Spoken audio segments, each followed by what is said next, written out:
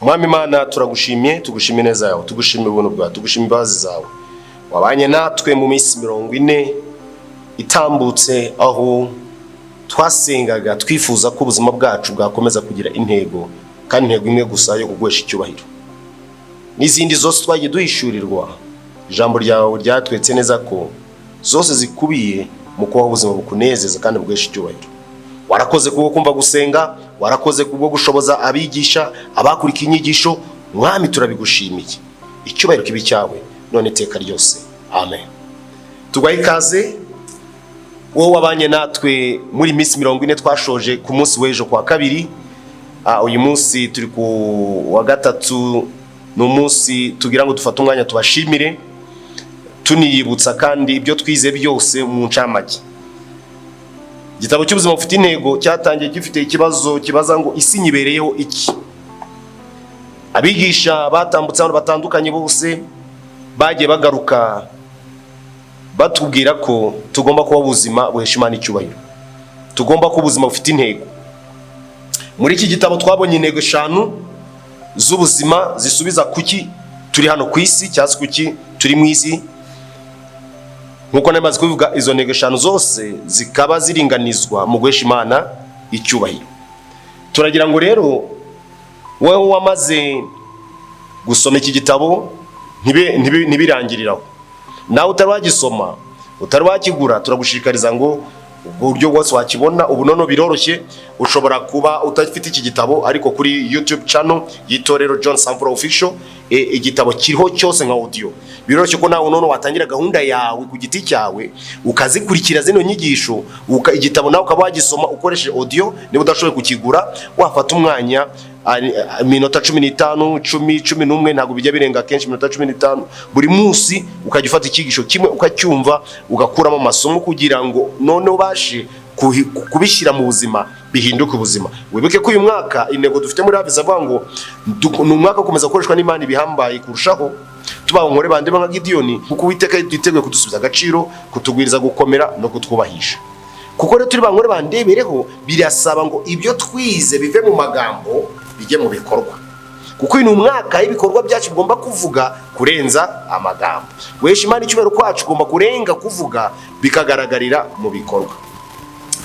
Rick Warren yandika iki gitabo yarazi ko ari igitabo kizakoreshwa wenda muri Amerika gusa, ariko birangira kibaye igitabo ku isi, cyaje gukoreshwa gishyirwa no mu Kinyarwanda. Kuki iki gitabo twakomeje kukigarukaho? Narabivuze dutangira, nuko ari igitabo kitavuga ko aricyo gifite igisubizo, ahubwo ni igitabo kiturangira ko Bibiliya ari ifite igisubizo. Ariyo mpamvu intego z'ubuzima 5 Pastor Rick Warren yakoresheje muri gitabo yazikuye muri Matayo 28:18 kugeza kuri 20, na Matayo 22:36 kugeza kuri 40. Hamwe havuga ku nshingano nkuru, handi akavuga ku itegeko risumba ayandi. Niho dusangamo intego 5 z'ubuzima tubereho kwisi. Icyambere twabonye ko tutari impanuka. Kuba turiho ntabwo ari impanuka, iyo ntabwo ari intego y'ubuzima, ariko ni ibanga twaje gusanga ntabwo turi impanuka. Kuba turi kwisi ntabwo ari impanuka. Imana yari dufite mu migambi, yari dufite mu bitekerezo. Reka nsome amwe mu magambo Pastor Rick Warren yanditse, ushobora no gusanga inyuma kuri iki gitabo. Hano inyuma wayasangaho amagambo aravuga ngo ntabwo uri impanuka. Mbere yo kurema ibiriho byose, Imana yari gufite mu bitekerezo, kandi yaguteguriye gusohoza imigambi yayo. Waremwe n'Imana kandi uremwa kubw'Imana, kandi igihe cyose uzaba utarasobanukirwa igihe cyose uzaba utarasobanukirwa iryo hame, uzumva ubuzima bwawe budafite icyerekezo. Imigambi y'Imana ku buzima bwawe irenga kure cyane imyaka mike uzamara hano ku isi, kuko waremewe kuzabaho iteka ryose. Ubuzima ntabwo burangira hano ku isi. Hano ku isi twafite igihe gito cyane, tugomba gukora ibintu 5 besha Imana icyubahiro twaremewe, ariko nyuma y'ubuzima hari ubundi buzima. Haleluya. Ko bakire Kristo nk'umwami n'umukiza, ntabwo ubuzima buzarangira hano na nyuma yo urupfu, kuko kubizera ngo ntabwo abizera bapfa ngo barasinzira. Tuva mu buzima bumwe tujya mu bundi. Ubuzima tuba hano ku isi ni umwitozo, ni imyiteguro turimo y'ubuzima tuzaba iteka mu ijuru, turamya Imana, twihesha icyubahiro, tuvuga ngo hozana hozana hozana. Haleluya. Niyo mpamvu intego y'ubuzima bwacu irenze kubaka amazu, irenze gushaka, irenze ibitwirwamo. Ni byiza nabyo birakenewe, ariko irenze ibyo. Ntabwo ubuzima bwawe bugarukira ku gukora cyane ngo urunde amafaranga. Twabonye ko amafaranga dukorera ari guhesha Imana icyubahiro. Kubaka amazu, niba ayo mazu atari guhesha Imana icyubahiro, ntacyo bimaze. Niyo mpamvu ubuzima bwacu ku isi, ibyo twakora byose tuzirikane ko intego y'ubuzima bwacu irenze kure cyane umunezero w'igihe gito tugira hano mu isi. Duharane kuzaba umunezero w'iteka. Kugira ngo ibyo bishoboke, nuko icyambere, intego ya mbere ugomba kumenya ngo waremewe kunezeza Imana. Intego ya mbere y'ubuzima bwacu hano ku isi, twaremewe kuramya Imana, twaremewe guhesha Imana icyubahiro, twaremewe kunezeza Imana. Umuntu muri Harvest wese amaze kumenya ko kunezeza Imana bivuze kuhesha icyubahiro, bivuze kuyiramya, bivuze kuba ubuzima buhesha Imana icyubahiro. Niyo ntego ya mbere y'ubuzima bwacu, nicyo tubereho ku isi. Isi nyibereho iki? Icyambere, isi nyibereho kunezeza Imana. Isi nyibereho gukora ibishimisha Imana. Isi nyibereho kuramya Imana. Isi nyibereho kuba inshuti y'Imana. Isi nyibereho gukora ibyo Imana ishaka, gukora ubushake bw'Imana. Haleluya. Intego ya kabiri y'ubuzima, waremewe kuba mu muryango w'Imana.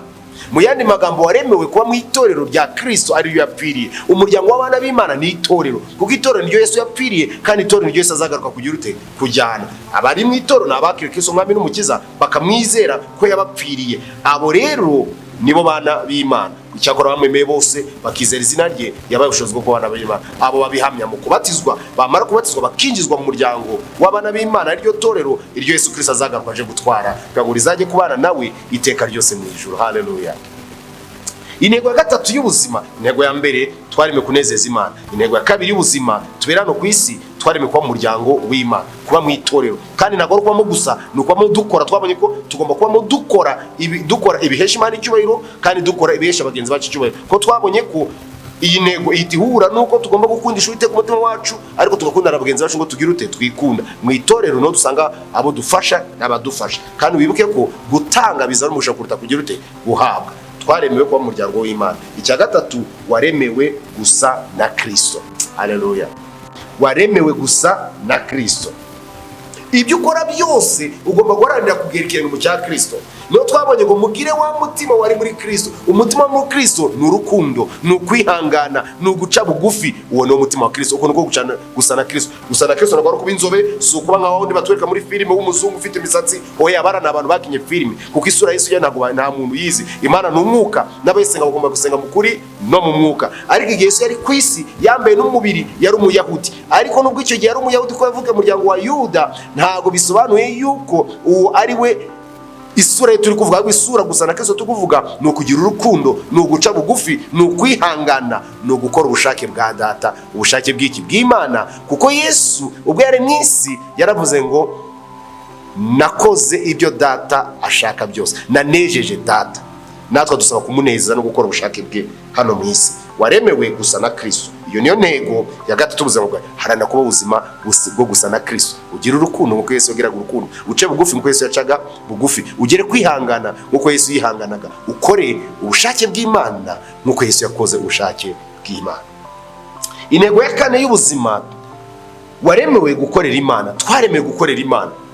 Ntabwo twaremewe kwicara ngo tuve ngo turi abana b'Imana maze kwakira Yesu birahagije. Ahubwo umugabo twe Yakobo yaravuze ngo kwizera kutagira imirimo kuba gupfuye. Umaze kwemera Kristo umwami n'umukiza, ukeneye gukora ingendo zivuga butumwa, ukeneye insengero zikeneye kubakwa, korali zikeneye kugura ibyuma, uniforme, indirimbo zivuga ubutumwa zigomba kwamamaza. Biteye agahinda, birababaje. Abantu bashora amafaranga amamiliyoni n'amamiliyoni bagakora video z'abakobwa bambaye ubusa, abasore bari gutera abakobwa ibituza, barimba indirimbo z'ubusambanyi n'uko zasoni, bazishoramo amafaranga. Ariko abantu basabwa gukorera Imana, abantu basabwa gushyira amafaranga mu murimo w'Imana.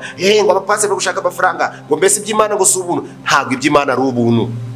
Niba ukunda Imana, niba Imana wemera ko agakiza yaguhaye, agakiza ni ubuntu, ariko kujya mu ijuru tuzabikorera. Mbisubiremo, agakiza ni ubuntu, ariko tuzaherekezwa n'imirimo twagize ute? Twakoze. Ngo muvuge ko abakiranutsi bazagubwa neza, kuko bazatungwa n'imirimo y'iki? Y'amaboko yabo. Twaremeye gukorera Imana. Haba mu rusengero, haba mu ngo zacu, akazi kose ukora, niba uri umwarimu, niba uri umuganga, niba uri umuhinzi, akazi kose gakore. Uvuga ngo ese ari Yesu uri guhinga yasiba, ari guhingira abandi si yabasibira. Ari Yesu uri umuganga yarangana n'uno murwayi, ari Yesu uri kwigisha ese yagoreka inyigisho, ari Yesu waje no gusenga mu rusengero yarangara, ese yaza nta nitura afite, yagenda gute? Ibyo ukora byose ubikore nk'ukorera Kristo, kuko twaremewe gukorera iki? Imana. kandi gukorera Imana bivuze no gukorera abagenzi bacu, bivuze gukorera ingo zacu, bivuze gukora mu itorero. Ibyo byarasobanuye mu buryo buhagije. Ndi gutanga incamake, twaremewe gukorera Imana. Iyo ni intego ya kane. Ya gatanu, waremewe umuhamagaro. Haleluya. Twaremewe kujyana ubutumwa bwiza.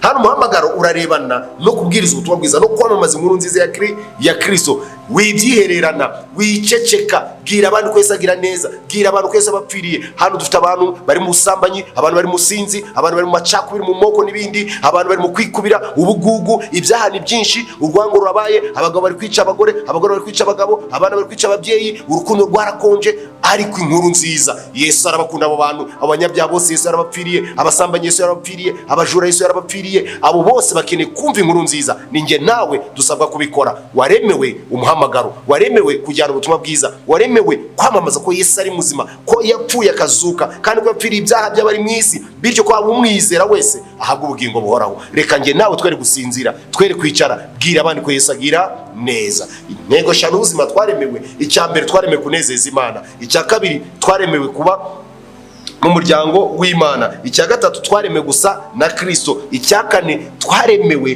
gukorera Imana. Icya gatanu, twaremewe umuhamagaro, twaremewe ubutumwa bwiza, twaremewe kwamamaza inkuru nziza ya Kristo. Ibyo ubizirikane, ibyo ubikore. Ndagira ngo soze nanone nza gusoma amwe mu magambo meza ari muri iki gitabo. Ushaka gusanga kuri page ya 81. Ku bafite kino gitabo ushaka kugenda kuri page ya 81, kugira ngo dusome aya magambo aba ariyo nza gusoza muri iki gitabo mbere yuko njya gusoma Abakolosayi igice cya 16. 81 ni ku munsi tugiye gusoma, ahari ku munsi wa karindwi. Reka dusome amagambo ari kuri page hepfo, ahantu hari umutwe uvuga ngo ni uwuhe mugambi w'ubuzima bwawe, ni uwuhe mugambi w'ubuzima bwawe. Kubaho igihe gisigaye cy'ubuzima bwawe ugambiriye guhesha Imana icyubahiro bizasaba guhindura ibyo uha agaciro ka mbere, uburyo ukoresha igihe, abo musabana, ndetse n'ibindi byose. Reka nsubiremo aya magambo. Kubaho igihe gisigaye cy'ubuzima bwawe ugambiriye guhesha Imana icyubahiro, hari ikiguzi. Bizasaba guhindura ibyo uha agaciro ka mbere, Imana akabiha agaciro ka mbere. Uburyo ukoresha igihe cyawe kinini kikaba mu murimo w'Imana, kikaba mu gukora ibintu byose. Niyo waba uri mu kazi kari ngo twabivuze, ariko ukabushyize Imana imbere. Bizagusaba guhindura uburyo ukoresha igihe cyawe, abo musabana, ndetse n'ibindi byose. Hari ubwo bizasaba guhitamo inzira ikomeye aho guca mu yoroshye. Na Yesu ubwe yarwanye iyo ntambara. Ubwo igihe cye cyo kujya ku musaraba cyari cyegereje, yavuze ijwi rirenga ati, none umutima wanjye urahagaze, kandi navuke iki? Nti Data, nkiza undokore iki gihe, kandi ari byo byanzanye ngo nkigereho. Ahubwo Data, ubahiriza izina ryawe. Mu yandi magambo, Yesu yari Getsemani asenga, yaravuze ngo Data, niba bishoboka iki gikombe kigira ute kindege, ariko ntibibe uko ushaka, bibe uko ugize ute ushaka. Nasoza nkubwira ngo twaremewe gukora ubushake bw'Imana, guhesha Imana icyubahiro, gukora ubushake bwayo. Reka uyu munsi uze kuzirikana uyu murongo dusanga mu Bakolosayi igice cya mbere umurongo wa 16. Abakolosayi igice cya mbere umurongo wa 16. Kuko muri we arimo byose byaremewe, ari ibyo mu ijuru cyangwa ibyo mu isi, ibiboneka n'ibitaboneka, intebe z'ubwami n'ubwami bwose, n'ubutware bwose, n'ubushobozi bwose. Niwe wabiremye byose, kandi rero niwe byaremewe. Haleluya. Nta butware, nta mbaraga ziriho, nta kintu kiriho Imana itaremye. Kandi icyo Imana yaremye cyose cyaremewe mu Mana, ariko Imana yakiremyeyo. Nge nawe twaremewe Imana, niba ngo twaremewe kubaho ubuzima buhesha Imana icyubahiro. Nge nawe twaremewe kubaho ubuzima buhesha Imana icyubahiro. Niyo mpamvu muri harvest intego nkuru yacu ivuga ngo tubereyeho guhesha Imana icyubahiro. Iyo niyo ntego nkuru ubundi yacu. None duhesha Imana icyubahiro gute? Dukora bya bintu bitanu bikubiye muri amategeko abiri: guhindura abantu kuba bigishwa ba Kristo mu itegeko risumba ayandi. Nusesengura ayo mategeko abiri uretse tubona za ntego eshanu zuza tumaze kuvuga. Kuko abantu tubahindura kuba bigishwa ba Kristo bivuze ngo dukunze Imana, tuyishyize imbere, babantu turabakunze. Kabiri, baza mu muryango w'Imana, iyo bamaze kuza bakorera iki Imana, nabo bakajya mu muhamagaro wo kubwiriza abandi bita bisobanuka. Nge nawe twaremewe guhesha Imana icyubahiro. Kuko iki duhesha icyubahiro niyo yaturemye. Ibyo dutunze niyo yabiremye. Abo tubana mu niyo isi niyo yaremye. N'abatwari n'abandi dutinya ngo barakomeye, Imana niyo yabaremye. Kandi babereyeho kwesha Imana icyubahiro. Niyo bo batabikora, niyo batabyumva.